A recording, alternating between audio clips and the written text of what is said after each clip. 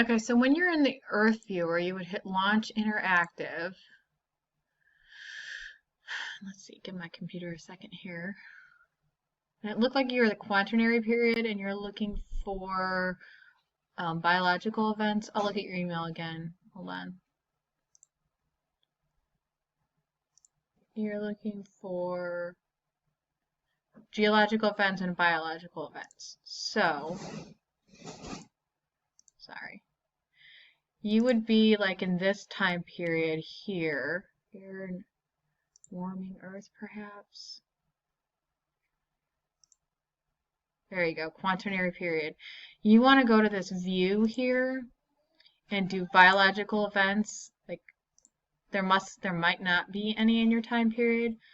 Let's go back to Holocene and Pleistocene. Paleo Earth. Biological events, geological events.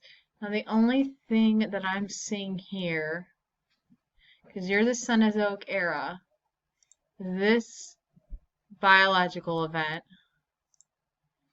would be that the first members of the Homo sapiens appeared in Africa.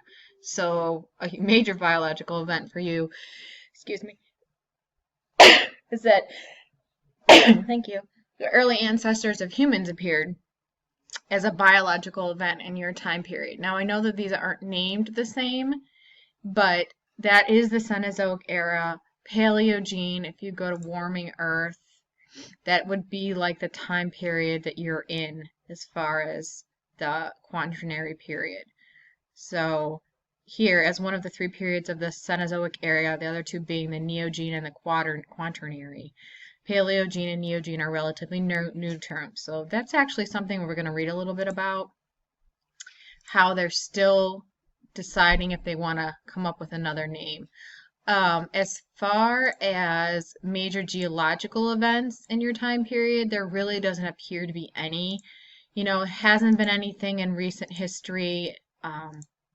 You can even do impact events. Now, that could be something you want to look at there for impact events.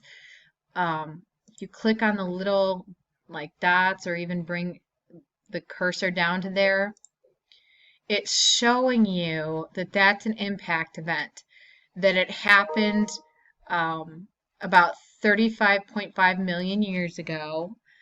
And it being an impact event means that something struck the Earth's surface at that time. You could Google this to see what you can find about it. There's also, there looks like there's three there.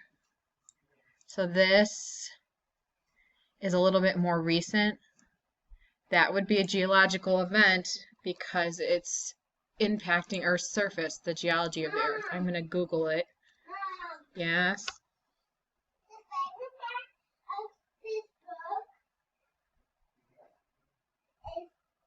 Yeah. So then when you Google those terms, you get a little bit more information. Created a lake. All right.